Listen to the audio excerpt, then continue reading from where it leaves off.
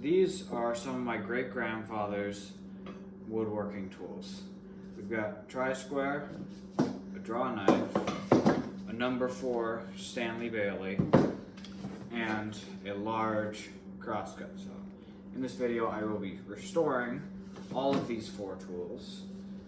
So we're going to start with this tri-square. I'm going to grab a little bit, just 120 sandpaper. It's WD-40. Start just cleaning this thing.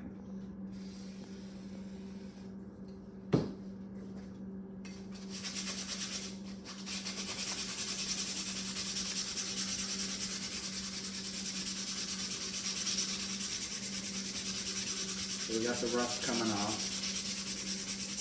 Pretty good. I'm just cleaning some of this dust off it. I got most of the rust. Now there's just some dust. This corner. Okay. Looking not bad. I'm gonna get a little bit more of that.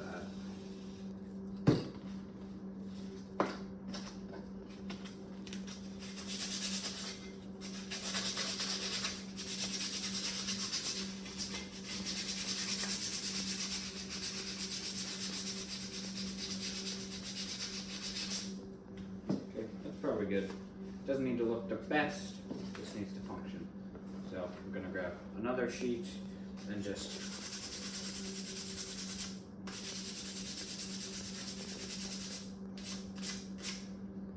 the handle looking decent.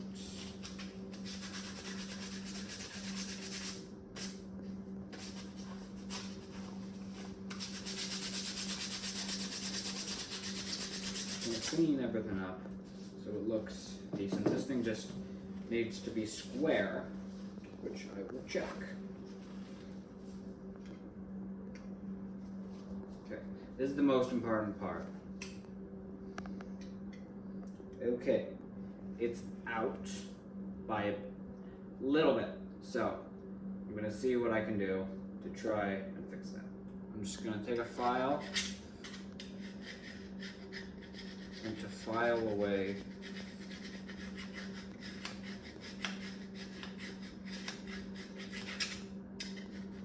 those high spots and maybe try and get it a little bit.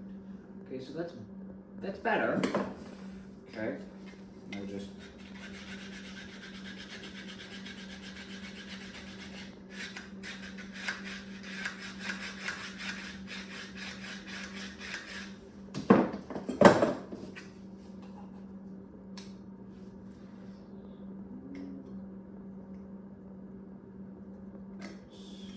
good. Just do a little bit more.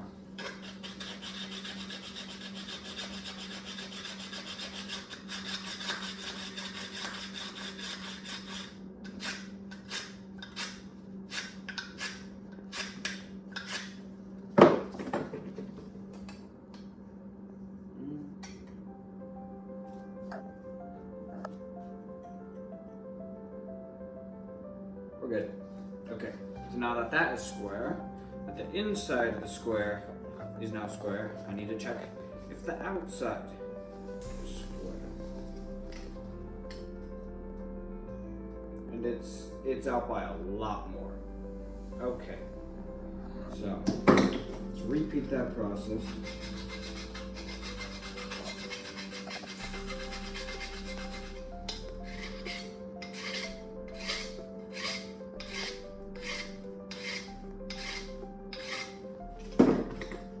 Again.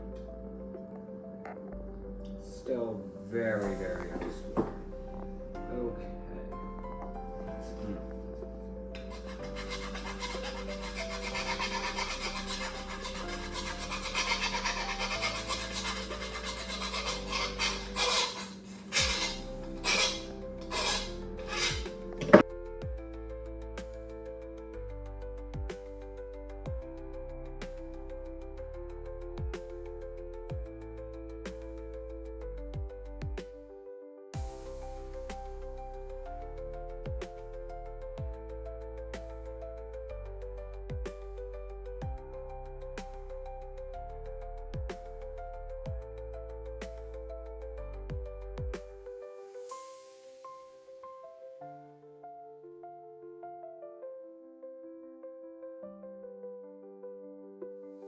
that's good enough for this tool.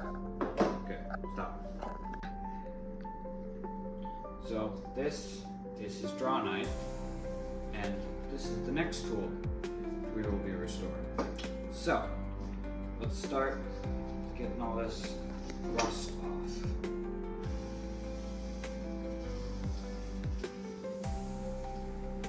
Just lay down quite a bit of WD-40. Just start wet sanding basically. So it looks like this draw knife is made by Fulton. It's made in the USA. Now, flatten the back safely. So now I got enough of the back flattened for this thing to work. So now I'm gonna work on the bevel.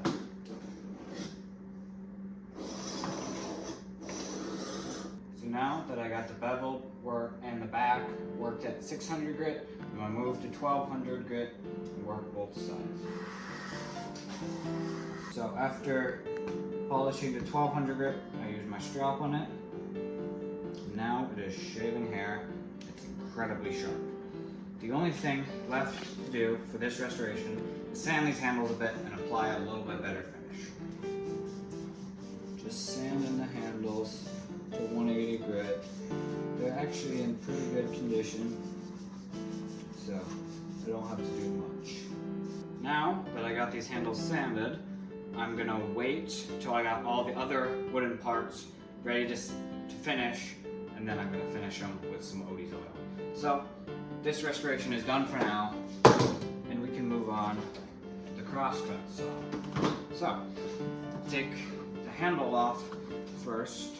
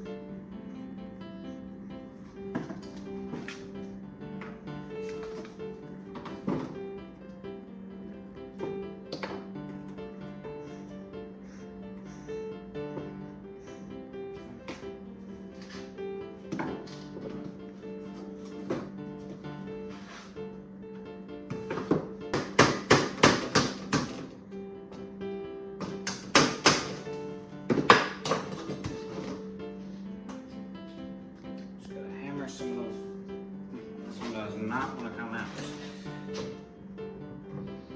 This round circular file actually works pretty well.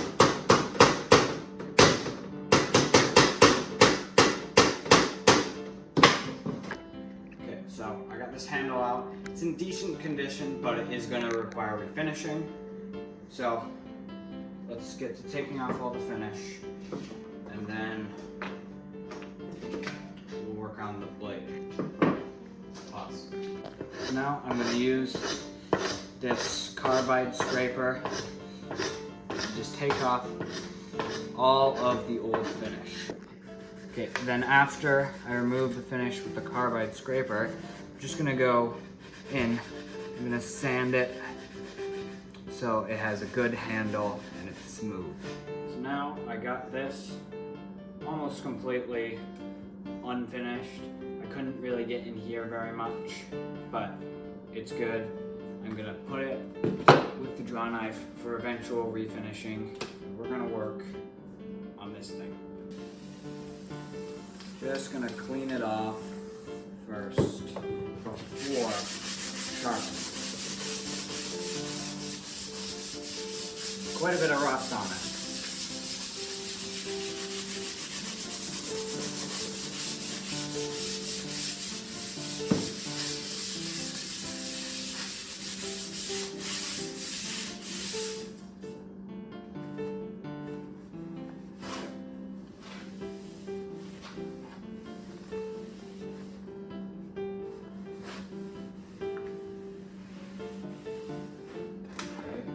Decently cleaned off.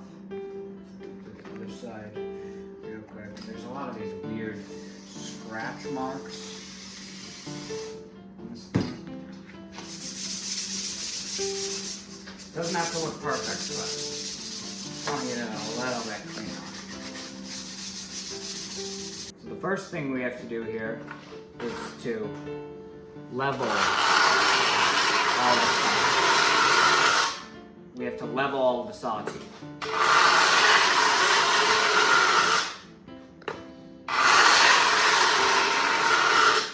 Okay, so that should have leveled all of them. So now, come in here with our mini file, and just feel for the pitch that these are at. And I start sharpening.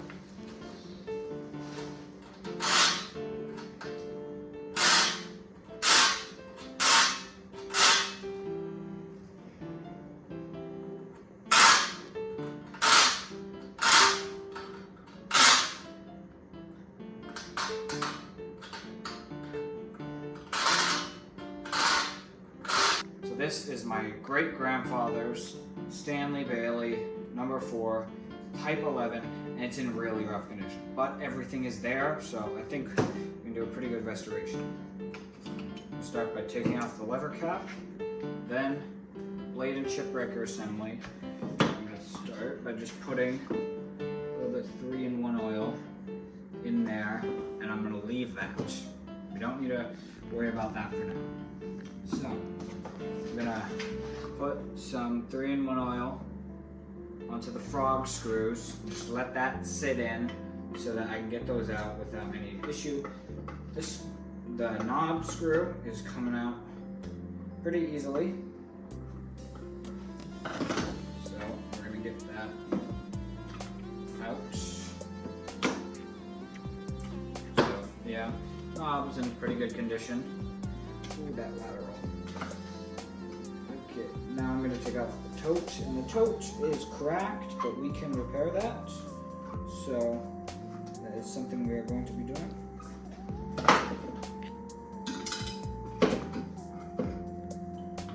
Okay, so there's the first part of the tote, and then the second part of the tote.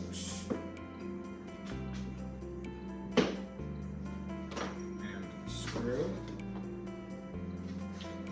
That lateral, I'm just going to put some 3-in-1 oil on that because that is really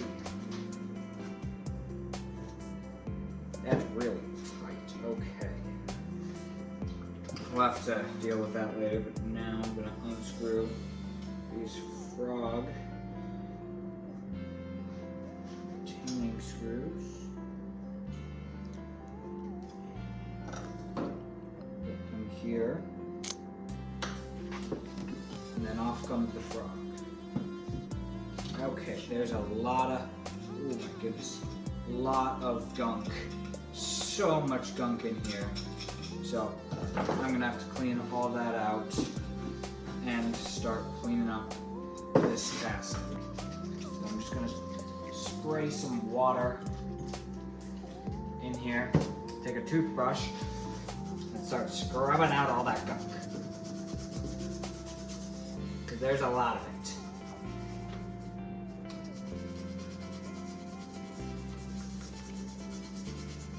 So, you can already see the area which I scrubbed with the toothbrush and water is quite a bit cleaner than the rest. So I'm going to do that to the rest of the plane, and I'll get back to you. This tote has quite a big crack in it, so I'm going to be gluing it back up. I'm just going to take my glue bottle.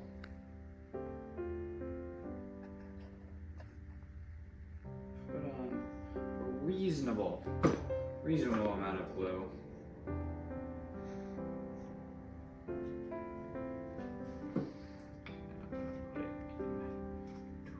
A clamp. This kind of clamp is pretty good at gluing these kind of weird shapes. So now I'm just going to put that over there, wait for that to dry.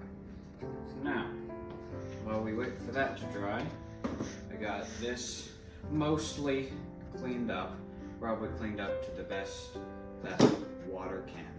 So I'm gonna start working on the blade and chip breaker. came out pretty easily. Ooh. Okay, so that's not a great sign. There are some little shavings in the mouth of the chip breaker, which means that it wasn't perfectly made into the blade. So, it just means it's going to be a little bit of work. So, I'm going to wipe these off. They still got some oil on them from when I put the 3-in-1 oil on them, just to lubricate it. Okay, yeah, those are pretty dirty. Back of the blade is, yeah, blade's not got the greatest shape to it, but we can work that. So now, there's a lot of rust on these. I'm gonna get to work removing that. Just gonna spray some WD-40 onto this. Then, I'm gonna just sand off all this grime.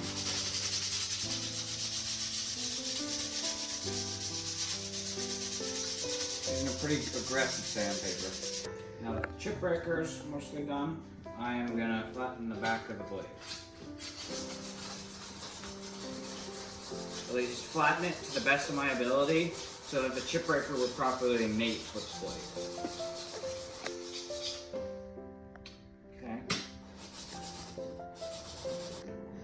Now I got the majority of the back of this blade flattened, so that'll be enough for the chip breaker. So now I just need to polish a very small strip next to the bevel. So to do that, I use a very thin piece of metal. I just use a hacksaw blade. Most people use a thin rule, but I don't have one. Keep this a 1/4 inch away from the edge of the stone. This is called the David Charlesworth ruler trick. And just work that until there's a fine polish going across the entire back of the blade. Now I got a very small strip, very close to the edge, polished on 400 grit. So now I'm gonna go and I'm gonna hone the bevel. And start at 25 degrees. So I'm just gonna take my combination square, go to 2 inches. Up. And then I'm going to tighten it down. Put some water on the surface. And then get to work grinding the primary bevel. Okay, so I established the primary bevel at 25 degrees and then the secondary bevel at 30 degrees. It goes almost the whole way across, except for this little corner, but it cammers off so it won't affect the work. It just means I can't get perfect full width shavings. If I had a bench grinder, I could fix this, but I don't have a good enough one that has a good enough adjustable tool rest, so I can't fix that. It just means I won't get full width shavings, but that's fine. So now I'm gonna hone the blade on my 1200 grit stone.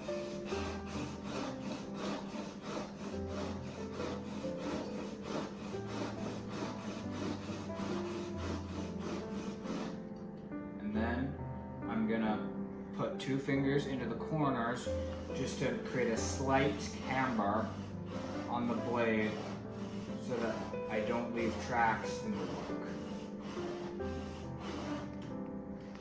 Now, just gonna move the water, take it out of the honing guide, and I'm gonna finish polishing back of the blade. Let me just make sure I have a burr first. Yes, I do. Across the whole width. Now I'm going to finish polishing the back of the blade on my 1200 grit stone.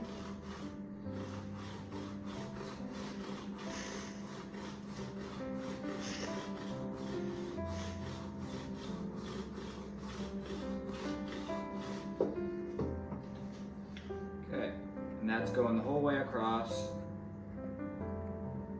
and we've removed the burr.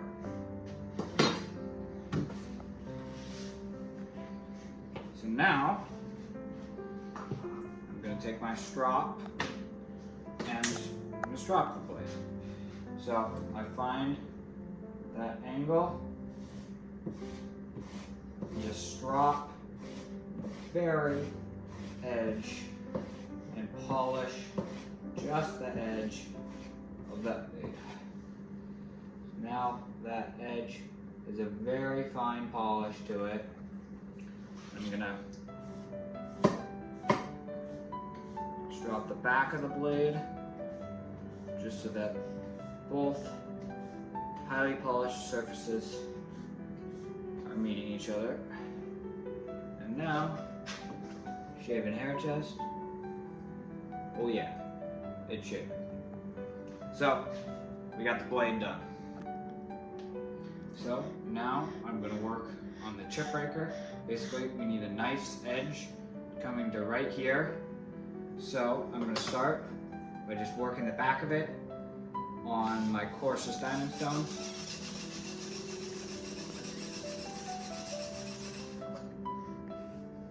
Just until there's a flat lip on that side. So now I gotta work on this end. It has to be a quite high angle.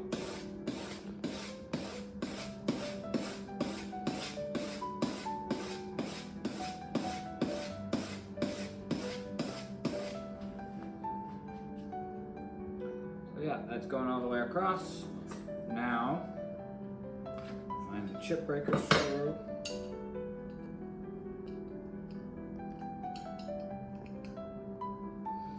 On there.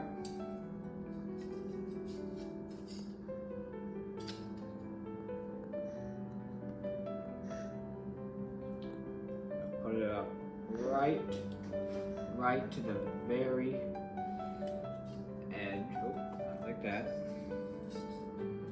Gonna tighten this down a little bit so I can get better control. Here, right to the edge. So now here, I'm very close to the edge. Just gonna tighten this down hard because you do not want this moving. So now we have the blade and chip breaker done.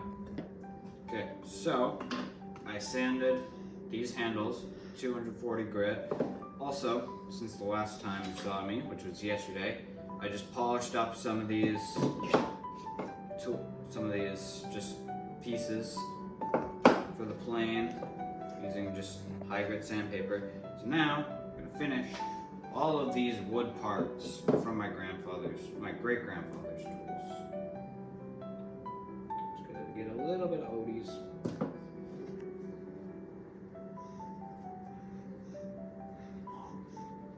Oh wow, that's beautiful.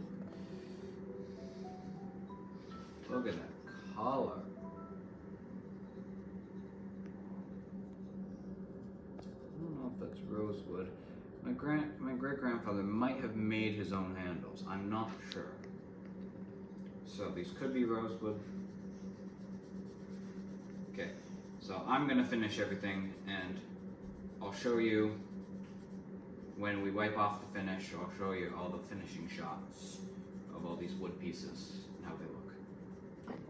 Okay, so now I'm gonna buff off all these beautiful wooden pieces.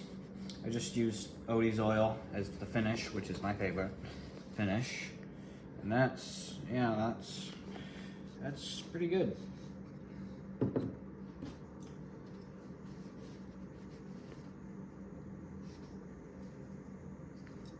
There's our tote and our knob.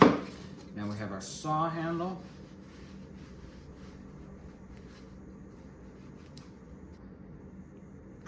Quite pretty saw handle. And we have our draw knife handles.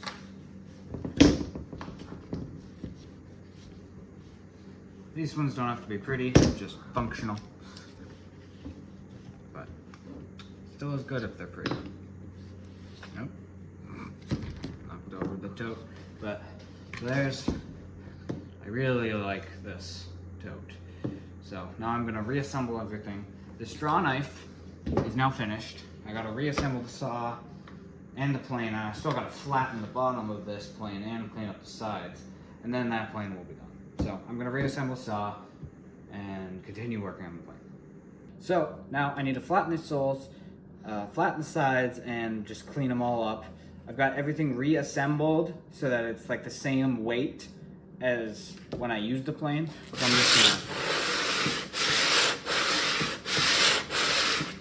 I'm just gonna start flattening this sole.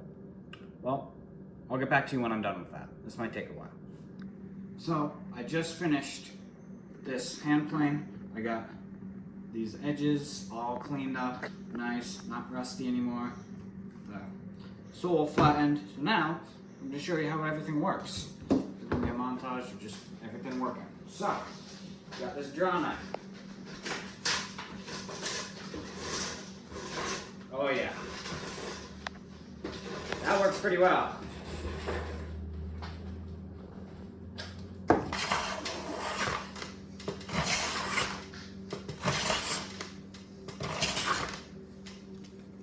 Beautiful shavings.